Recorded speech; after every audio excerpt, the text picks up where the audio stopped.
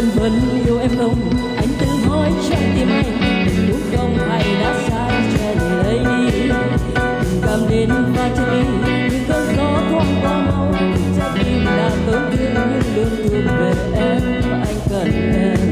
Dù nơi đâu anh luôn cần em. Oh, oh.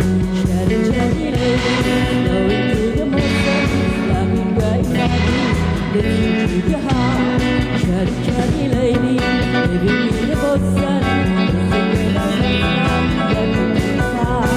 Cherry cherry lady, night of tomorrow, let my heart listen, listen to your heart. Cherry cherry lady, I really love you.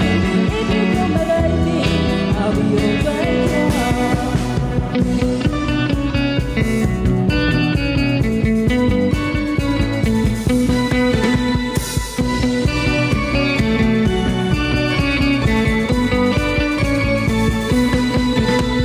Shiny, shiny lady, light it up tomorrow. Take my heart and listen, listen